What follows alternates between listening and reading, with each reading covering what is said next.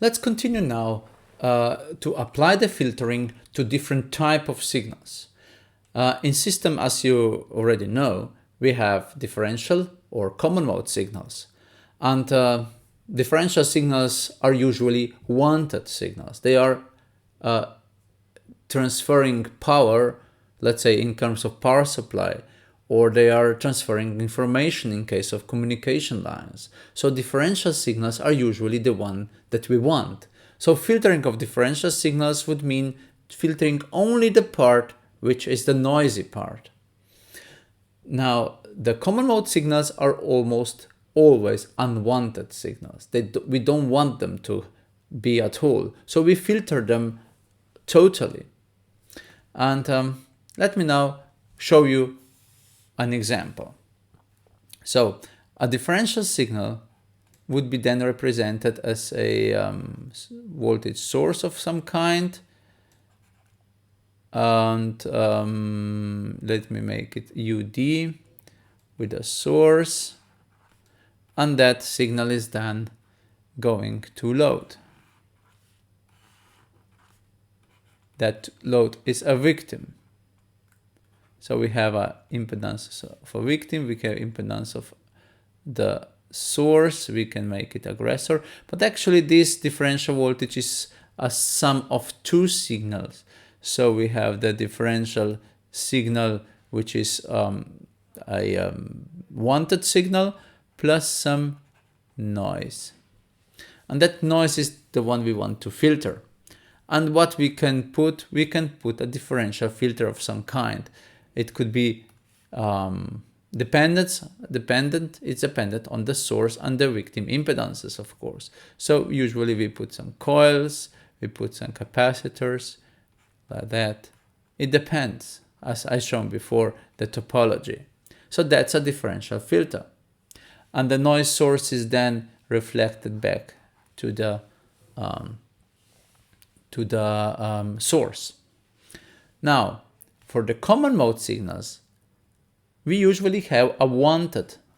So usually we have something that we want, a common mode signal that is then transferred to the source, from the source to the load. So this is not the victim anymore, it's the load. And this is the wanted common mode source. So we have also the source impedance. Now, what we actually do have as well is some stray capacitance on, as I told only, also we have some third path towards some common ground. Let's say this is the common ground, or anything that is related to both sides of this circuit. Let's say this could be ground on the PCB. It could be the case of the device. It could be the ground itself, the earth, I would say. So now, if you have a problem of common mode signal, you will have a problem of current of noise source. If I now draw it in, let's say, with the green color or blue color, we have some sort of a noise source here that couples to there, somewhere here, and then we have a so-called common mode noise current. And this is still, this is still differential mode signal. So it's a wanted differential mode signal, UD. I will draw it again. So it is what we want, and here it's what we don't want. So what we put here to prevent this kind of noise is a common mode filter, which actually is made of two separate capacitors from each line to ground, which are called also Y capacitors.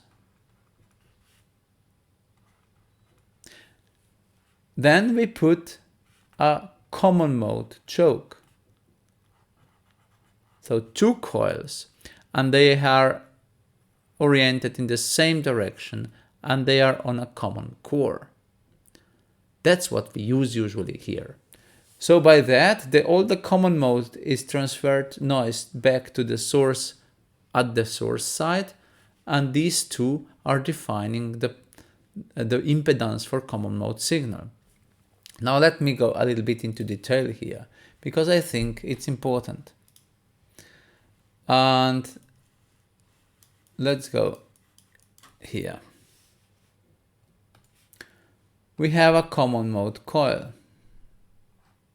What does it mean? This coil is on the same core and the windings go in the same direction. Now, the magnetic field of that, let me show two current paths. We have a differential current which runs in and out. So the noise, the magnetic field of differential current is actually that one goes in that direction, and that one, which is the opposite, goes in the other direction. So these two magnetic fields cancel. So the ideally magnetic field goes to zero, which means that the inductance for differential signals also goes to zero. What about the common mode noise? Again, I will draw two coils on the same core, like that. And now the the common mode signal goes in the same direction. Therefore, common mode, therefore its noise actually goes also in the same direction. Both magnetic fields are featuring the same direction. Therefore, the magnetic field is for the common mode noise is large, and the inductance of common mode here is much larger than inductance of differential. So for common mode noise, this common mode choke represents high inductance. For differential noise, it is almost zero, which makes it ideal candidate to filter the unwanted part of the noise. Unwanted part is usually always common mode noise. The differential is what we actually want. But also differential signal can include some sort of a noise as well. So we might filter it as well. So that means we will actually make a combination. A combination would look like that. A combination of common mode and differential noise is actually, okay, I hope it works. Pen, okay.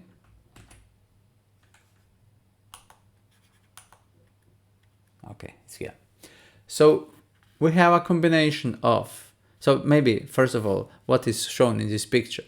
We have a plug which goes to the AC socket here. And we have a device which we want to filter.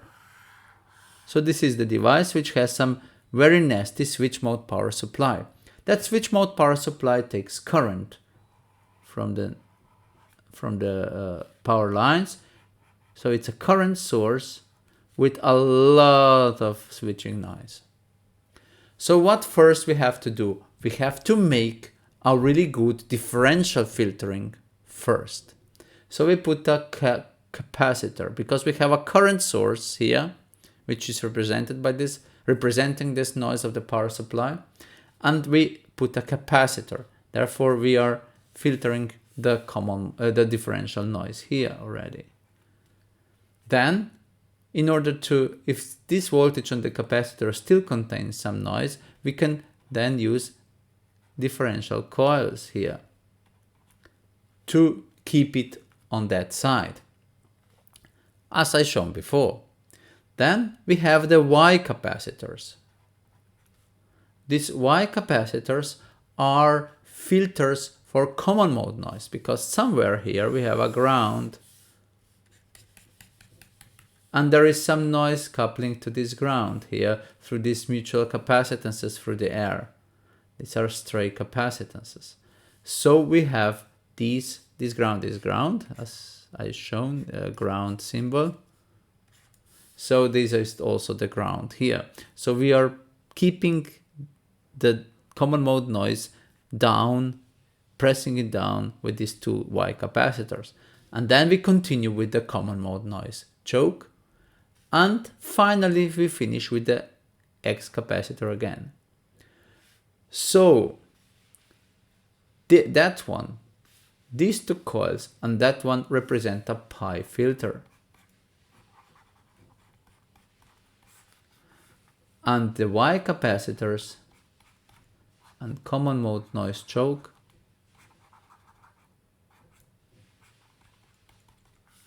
represent the common mode filter.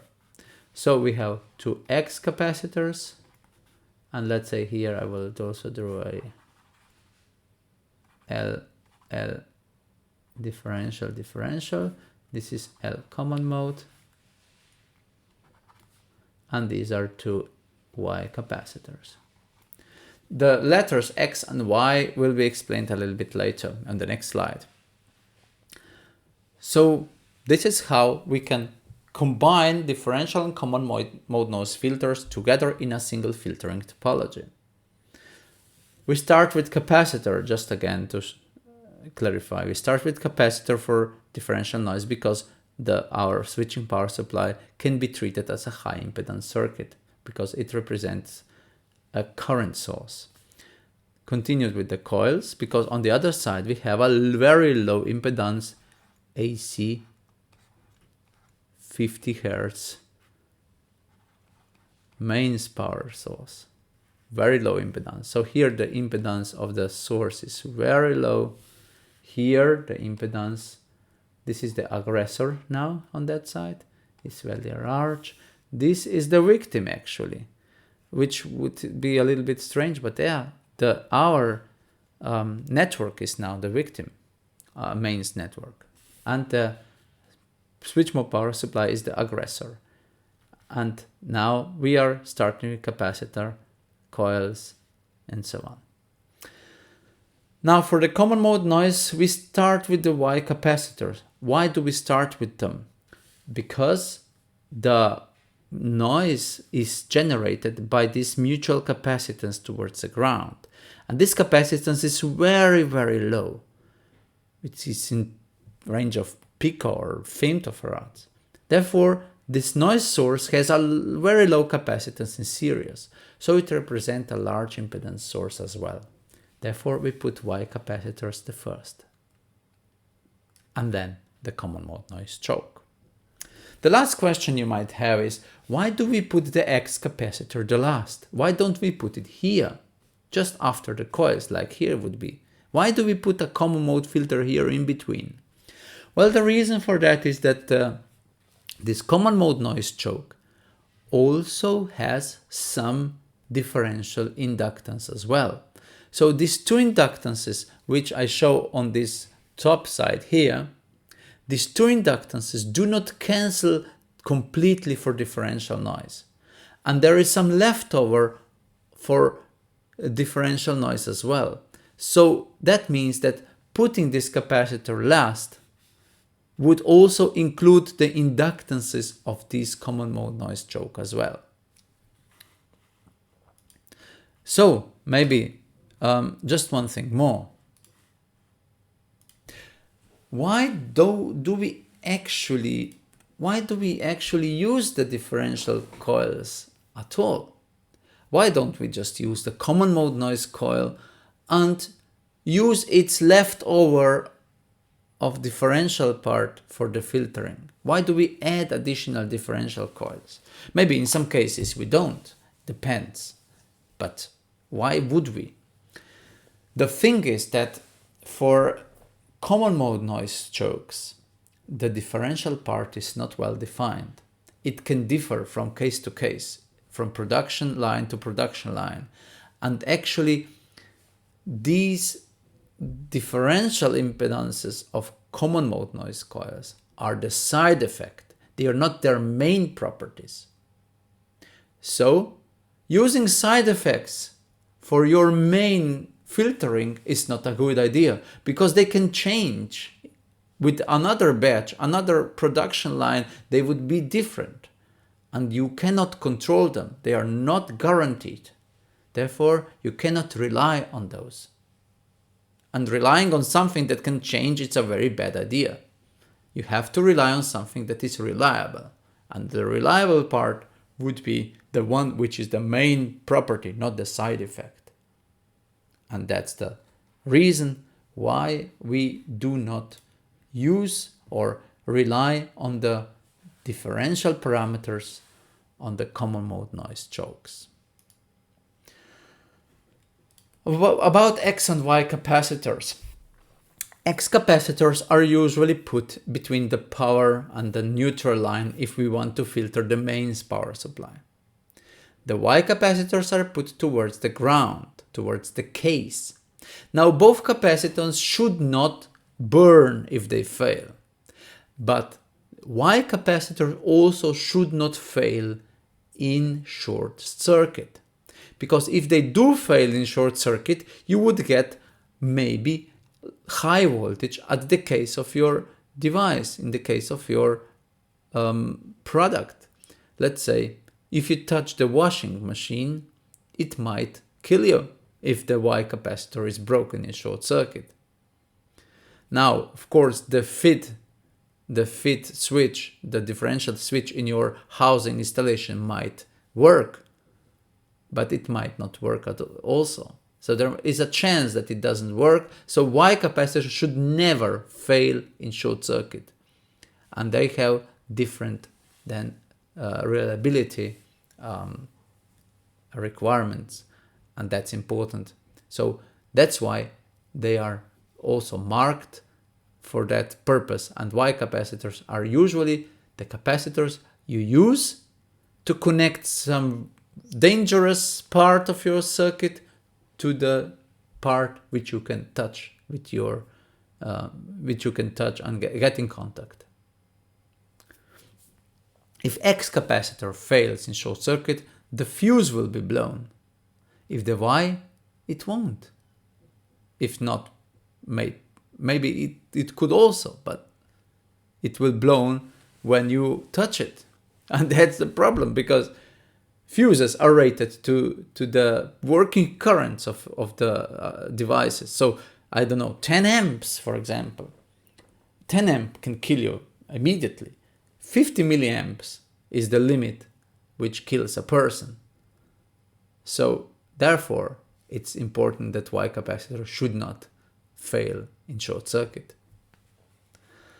In case of EMI filters, you can have several options. You can buy common mode chokes. They are also hybrid chokes. They are a combination of different hybrid and common mode chokes. So depends on the frequency range which you want to cover. And then you can maybe make a filtering which contains a differential part, a common mode part. Maybe you can have a hybrid choke that can have a differential and common mode part well defined. So all that is a possibility to use. And the windings are very important to minimize the mutual capacitance of such chokes. As you know, the mutual capacitance between the windings can then cause high frequency deterioration of the device, and therefore you have to do some, or you can choose coils with a separate sectional windings, so that the windings are separated physically, therefore the capacitance between those windings is lower. Now there we are. Now we've more or less finished with this part, and we'll continue on another very important part of the filtering. As you might already anticipated, not only reflection of the unwanted signal is important, also it is important to dissipate the power. So whatever you can reflect it back to the source, the rest should be dissipated in the filter. And this is the last topic of today's lecture. It's the filter damping. Filter damping means that you have to make a how to say, critically damped system. If you use an LC or CLC filter, which is also named by the resemblance, it resembles on letter pi, so it is a pi filter, and that filter, which has a coil, capacitor and coil, would be a T filter. Whatever. The pi filter in this example, let's say it uses quite ideal components, good capacitor and coils without any lot of parasitics, especially resistive parasitics. If we then use that filter to filter a certain power supply, for example, it will have oscillations because of that. The oscillations, of course, are because it is a high quality LC resonance circuit. And we have to lower the quality of that resonance circuit in order to make this damping efficient, and you wouldn't have oscillations. Oscillations are the thing that you don't want in your circuit. It's like driving with a car without dampers. You would just, it would not damp your oscillations, and that's the bad thing. You will not be stable on the road. And here it's the same with the filters in digital or analog or any electronic circuits. There are several ways you can do this damping, and I will try to emphasize all of that, more or less. So let's go through it. We will start with a very simple LC filter, like that. So what can we do with it? To damp the filter, we have to add a resistance somewhere. Let's add the resistance then. Where should we put it? Well, let's say we put it first in series with coil, like that. That filter has a nice filtering function or insertion loss that runs like that, right? So what happens if I put a resistor here? Well, for insertion loss, maybe it changes a little bit here at low frequencies, because the coil at low frequencies is not very effective, right? But it doesn't change much. So it's an ideal element, an ideal place. There is just one single but very, very important problem. The problem is that we have a DC current here as well. Because if we are filtering, for example, a power supply, we can have a lot of DC current. And that DC current is also dissipated on that resistor. So we have a power loss of I square R. And let's just think about it. If we want to damp this LC circuit, we have to use, 10 ohms, for example. 10 ohms times, 1 amp of current is 10 watts. So that's a lot. So in terms of power, that's a big issue using series resistance in your power supply circuits. So maybe you should try something else. Maybe we can add a resistor in parallel. Something like that. We put a resistor here.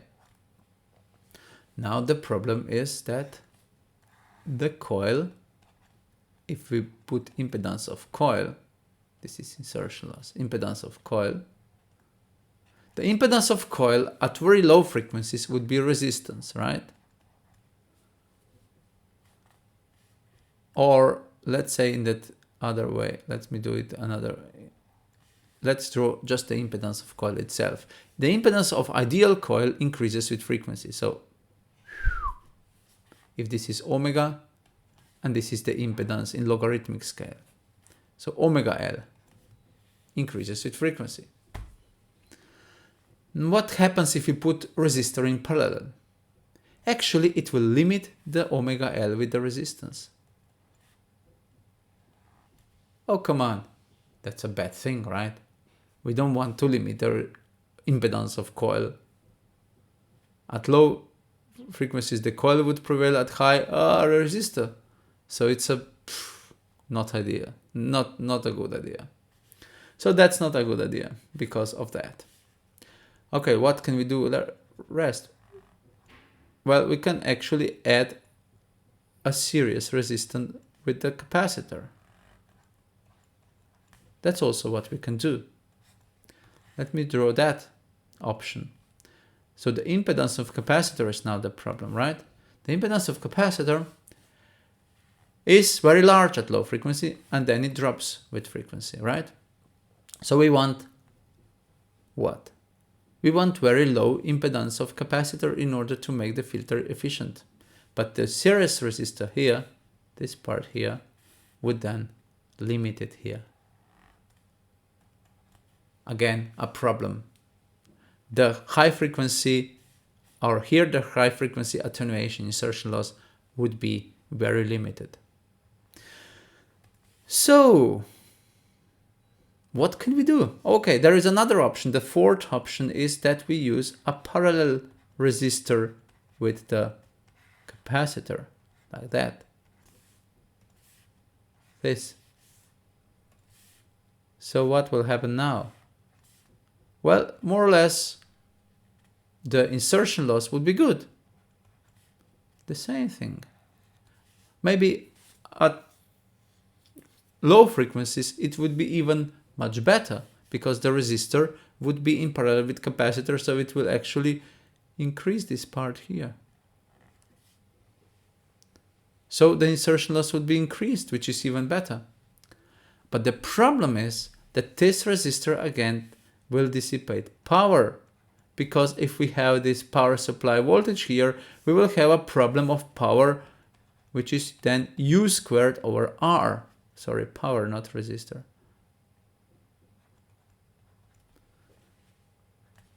So again, a problem which we don't want. So now all these four options are bad in some sense.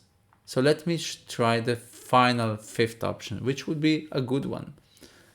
Let's say there are only two possibilities left. One is that we use an additional resistor in parallel, but in order to make the DC power disappear, we add another capacitor in series. So this is a damping resistor and this is a damping capacitor. And the damping resistor and damping capacitor should have a certain value.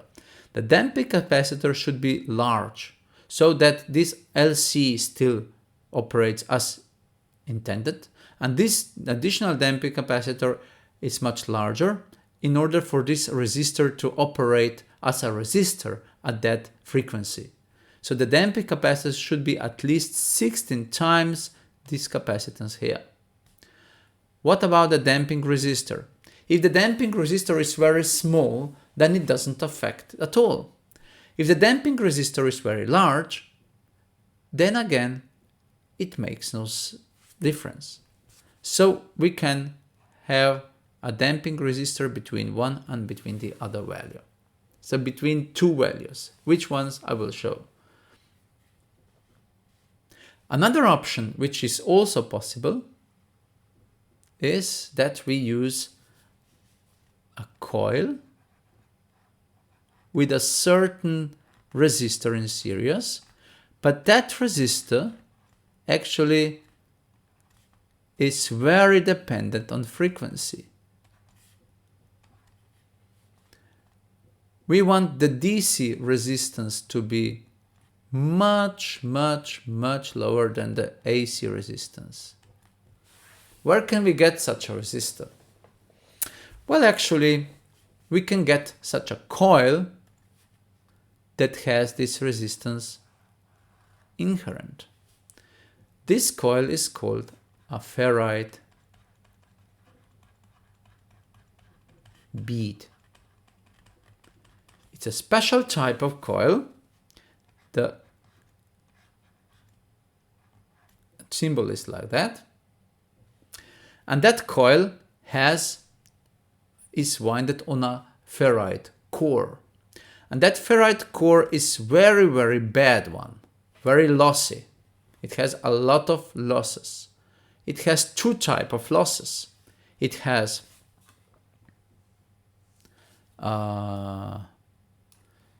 losses of hysteresis, which are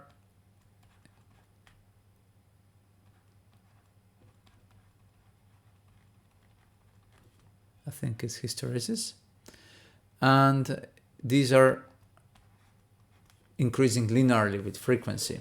So as many times it goes around the hysteresis loop, that many times you will get the loss. So twice the times, twice the loss. Now, what about the other losses? These are called eddy current losses.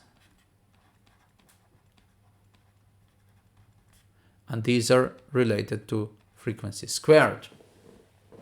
Now, these losses are actually the ones which are making this resistance very frequency dependent. And such a ferrite bead can be used instead of a coil, and it will be a great energy dissipator at high frequencies. And that would make your circuit very, very well damped.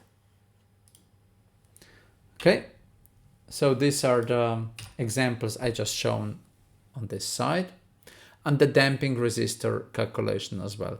This is what you will not be required to know by heart, the equations, but you should know the idea. So you can add a damping capacitor or resistor, or you can add a ferrite bead. The ferrite bead can be found in a form of an SMD component, a through-hole component, or a choke you just apply to the cable. And the ferrite bead has a very distinct impedance curve without any resonances. If you compare it to a conductor, you will see that conductor has very explicit resonance frequency, and the impedance of the inductor is mainly determined by the inductor, omega L to speak. Okay, so here we have omega L. And the resistance is very low, and then it decreases with the resonance here. Here we have omega L maybe here, but here we approach the R, the resistance, which is, I would say, which is a function of the omega squared, and that's important. It has no distinctive resonance frequency. It is very flat, and its impedance is mostly at high frequencies due to the losses in the core. So how we can apply the ferrite bead in case of a common mode noise? That's another usage of that ferrite beads. It's very, very, very commonly used. Let me show you an example here. We have a digital PCB with digital circuits, so a lot of high frequency currents are running in these loops. And if you remember, we have two ways of generation of common mode noise. A differential signal can run on the ground back, and it will provide the current to voltage transition. That means we have a current generated voltage on the PCB, and that voltage acts as a generator that then generates the common mode current, because there is a certain, if you have a voltage generator here between two parts of the circuit, then we have a mutual capacitance through the air that is then this common mode capacitance that is running the common mode current here.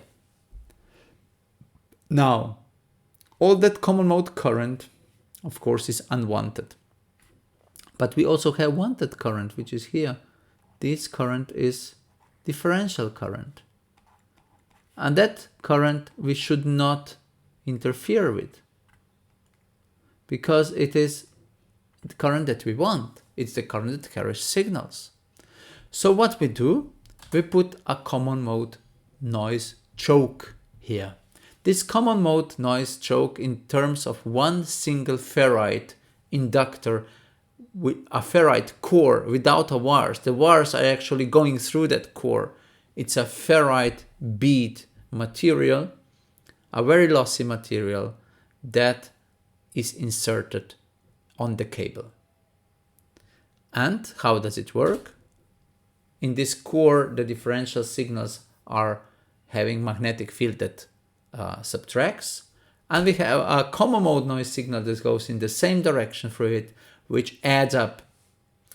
And this magnetic field which adds up in this core creates losses, and this core has a high common mode noise inductance and very low differential mode inductance. It is much lower than that one, and that one is much higher. And now the magnetic core itself, it represents inductance, so some part of this signal is reflected back, and the other part is then in this core dissipated into the heat. So the temperature is then the one which increases due to that. And they say that if your ferrite bead is getting hot, then run like hell, because there is so much noise that this cannot work. So I can show you an example of non-compliant CE marked tablet computer I bought in China. And that computer, when I plugged the power cord in the tablet, it stopped working. It actually, well, the radio stopped working, I'm sorry. The tablet was working, but the radio did not receive any signal anymore. What happened is that this digital circuitry inside, that everything that was running high frequency, noisy currents all over, and that causes the voltage change between two parts, which then acts as a generator of high-speed noise.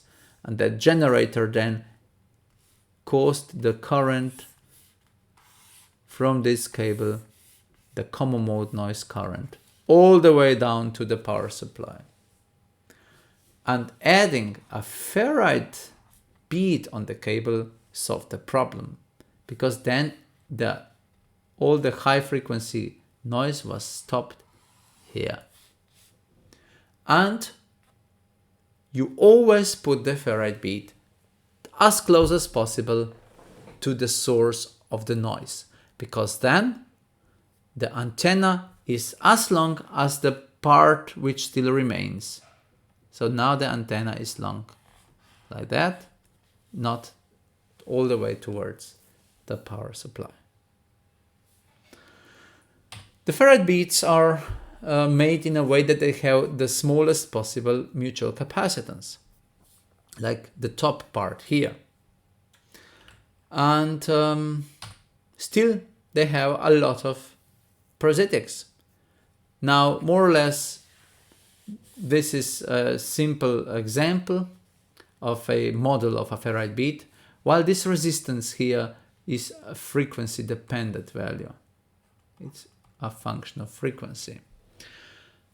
And what we care about is two main properties: how it behaves at DC current. So this resistance is important. And what is the impedance at 100 megahertz?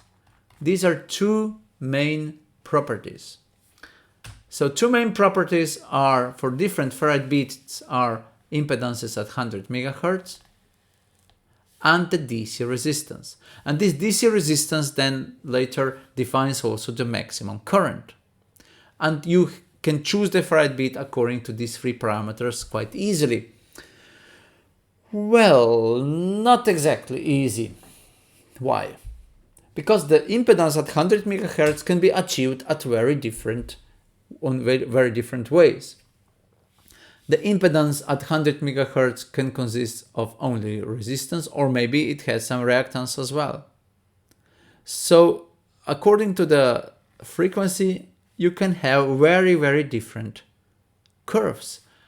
So here with this green option, all these options have the same impedance at 100 megahertz, but as you see, they act really differently at low frequencies and at high. And also this green one has still inductance here, not resistance, because you see how it increases linearly here. So it's still in this range here.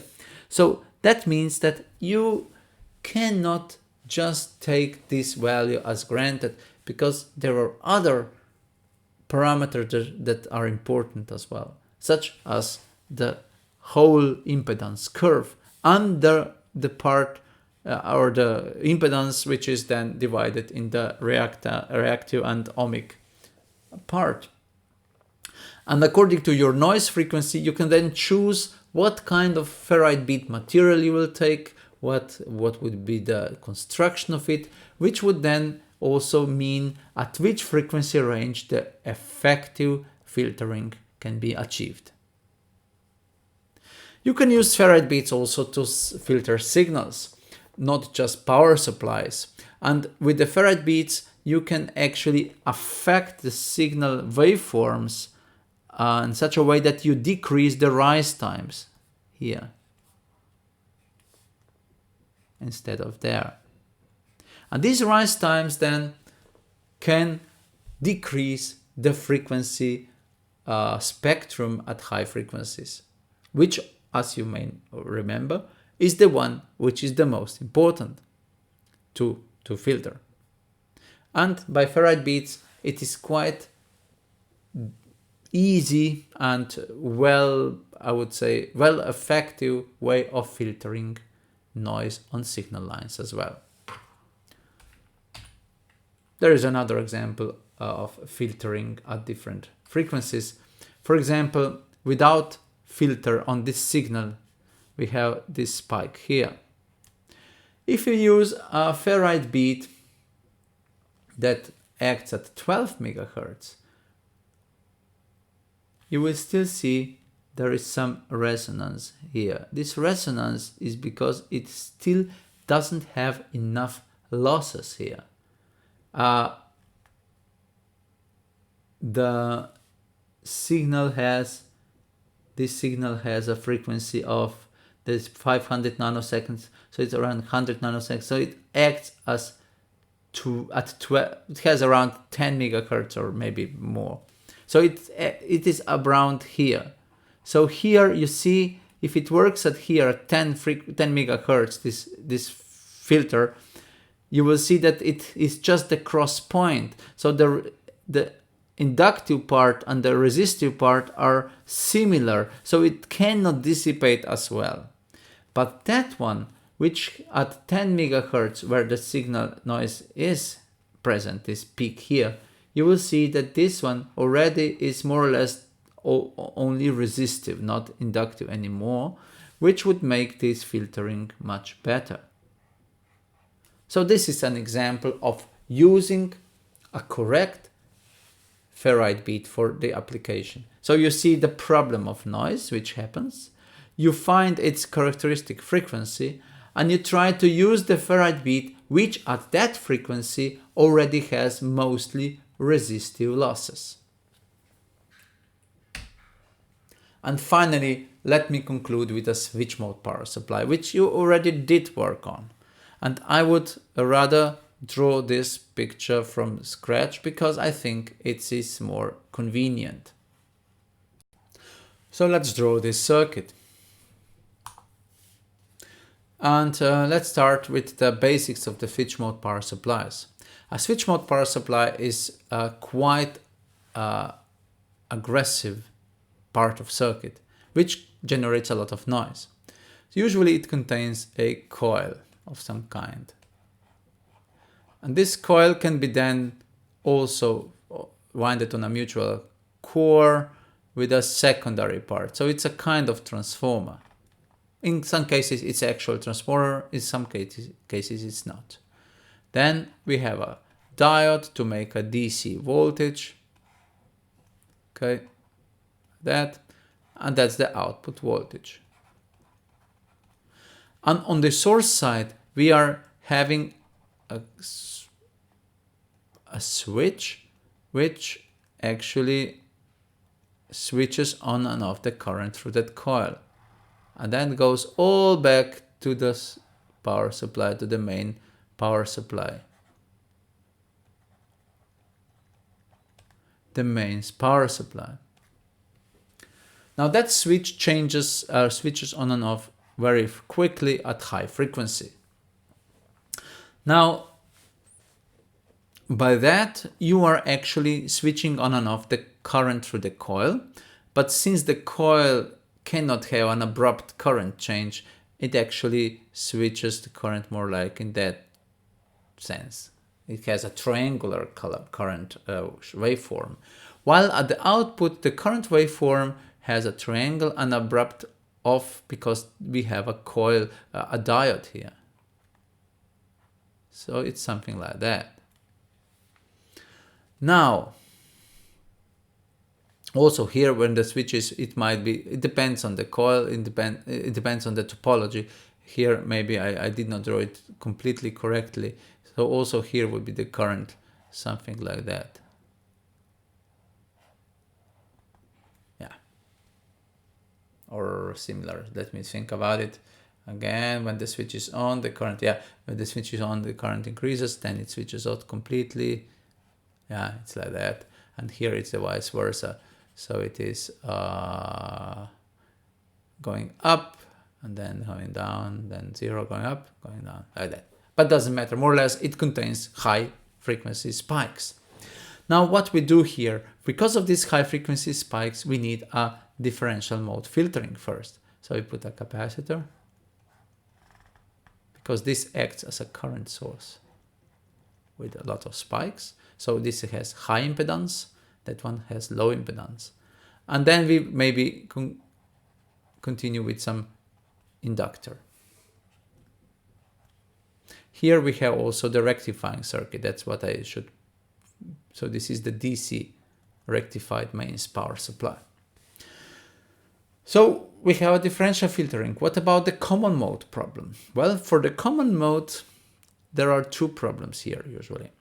First one is that this winding has a certain mutual capacitance. And this capacitance then carries a voltage which is here to the secondary side. And there we have a cable that goes to the device we are powering. Let's say this is a mobile phone. Yeah?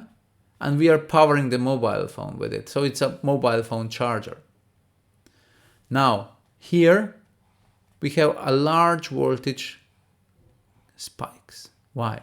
Because when the transistor is turned on, the voltage is almost 0. When it is turned off, the voltage is the main rectified voltage, at least by the times of 2. So times 2 means rectified DC voltage is 230 volts times square root of 2. We are talking about 320 volts at least. DC times 2 is 600 volts. So on that transistor, the voltage changed from 0 to 600 volts in less than, I don't know, 50 nanoseconds or so.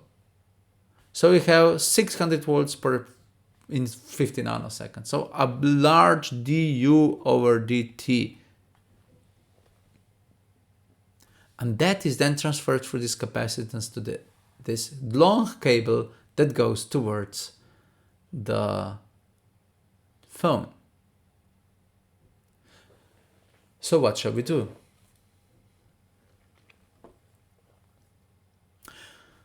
Let's say that we have this cable, so it represents a capacitance towards my ground and the current that flows here. This is the common mode current, and we don't want it. And to decrease that current, actually what we can do, we can make a solution of a small capacitor, putting it here between the secondary winding, secondary ground, and the primary ground. And this is called Y capacitor, CY. Why is it called Y? Because it contains something you can touch. It connects a part that you can touch to the very, very dangerous part. But what it does also, it routes back all the noisy current which would otherwise go through the air and disturb your surroundings. It will actually connect it and route it back to the source here. So the loop size of this common mode current, which will still exist, is much smaller. And that's important. All right. And the next problem that might happen also is that this transistor needs a cooling element. The cooling element of this transistor is very close to it. And that cooling element then, even though it is not galvanically connected to that transistor, it has a very, very thin isolation layer. And through it also there is a capacitance which then transfers this high voltage spikes to the cooling element. And cooling elements have high area. And if I just draw that transistor here again, we have a mutual capacitance. And here is the cooling element, which a large area. So you are increasing the area of that transistor and therefore increasing then the capacitance towards surroundings. So it's another problem of, I hope that you recognize here, I hope that you recognize the voltage induced common mode problem. And the capacitances are first the capacitance between primary and secondary winding of the transformer, and the capacitance between the transistor and the heating dissipation element, which would be a heat sink. And these can be then minimized by adding locally capacitors that are transferring that noise back to the primary ground. This is the example which I just draw. And let me show you how much does this filtering actually represent. Here is an example of a power supply that we've been working for. It has a, let me try that way. So that power supply has a switch capacitor here. Pen, yeah. So the switch transistor is here. Then we have a primary secondary coil. We have a differential mode filter here. We have which acts at low frequencies. Then we have a high frequency part of the filter which contains 2 Ferrite beads and 2 capacitors. And here we have the input voltage. On the other side, we have a secondary side where we put a common mode choke. Now this common mode choke does not have any Y capacitors, but there is one here. That Y capacitor is between the primary and secondary ground. Now this is a power supply for power over Ethernet powering of the final device. So the output signal does not go very far. It just goes and powers the internal circuitry of that device which you are powering. So it's no cable going anywhere. At the input we have a cable. Now let me show you the Y capacitor I showed here, right? So let me show you the results of that conduction emissions first. The conduction emissions at the input on these lines are shown here. These conduction emissions are, well, a little bit too large here. And there are some problems there. So what I did, I added we changed the low frequency filter first.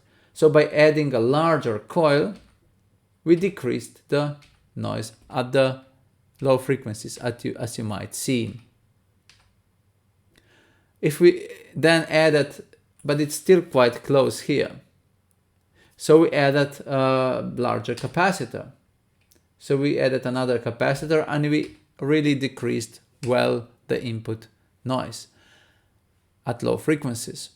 But there was still a problem at frequencies between 1 and 10 megahertz, here at 2 and 5 megahertz. And this spike here was due to the RFID, which was excluded from this measurement. So we said, okay, let's choose another ferrite bead. And instead of ferrite bead, which has 300 ohms of impedance at 100 megahertz, we choose the one which has 1000 ohms at 100 megahertz. So here we chose the ferrite bead with a larger impedance. So if you now check at 5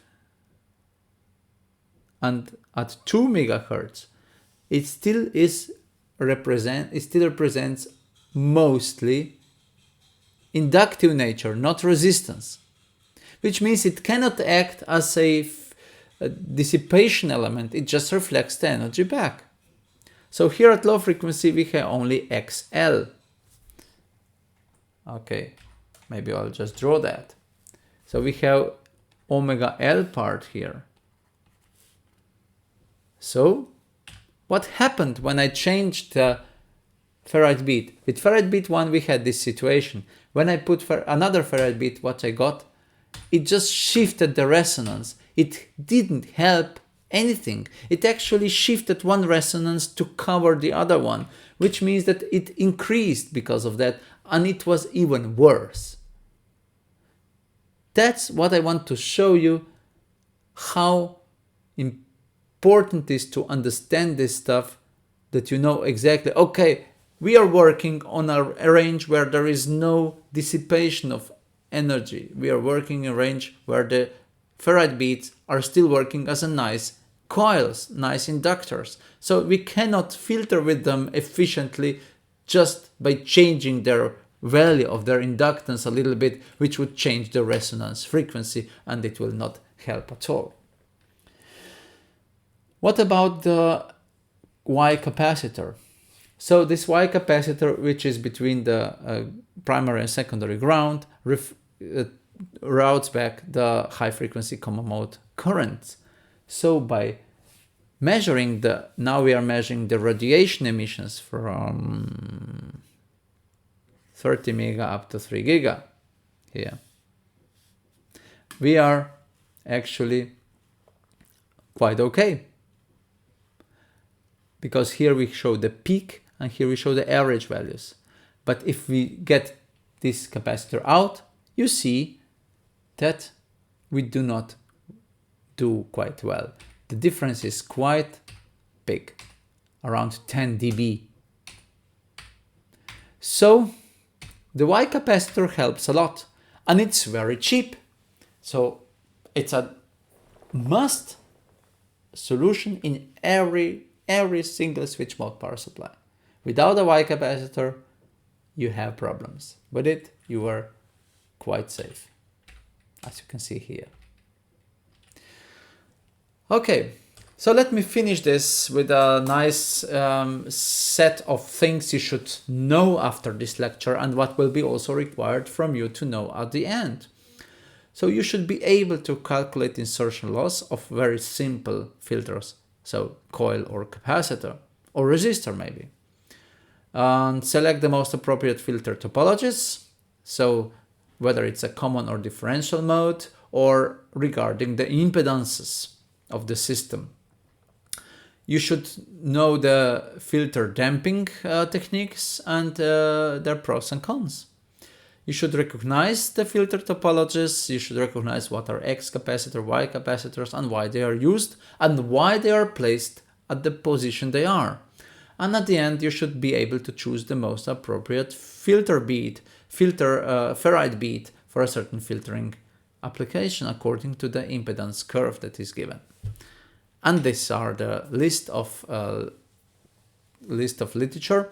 And there are also some very, very good talks on that topic on YouTube, which you can find here.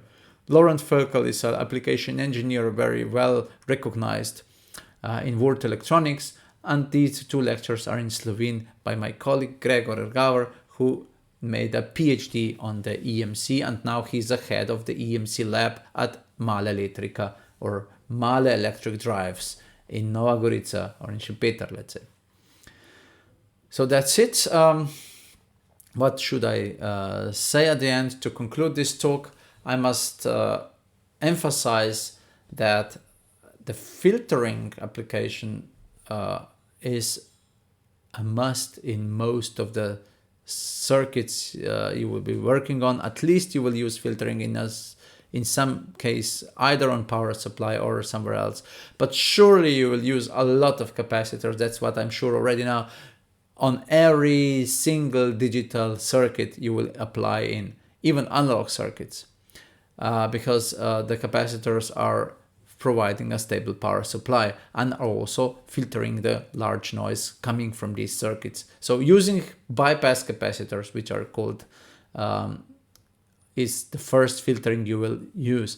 And then you will use filtering to separate the analog and digital power supplies, or even filtering before you will enter the cables on power and on signal lines. And choosing the correct filter is requiring knowing your circuit quite well, the impedances of the circuit, and therefore also knowing the operation of your circuit. So you can try and error, and this trying and error procedure would go faster if you are aware of your filter operation, how it works, and what are the limitations of approaches that we have been working on presenting to you. Have a nice week and see you next time.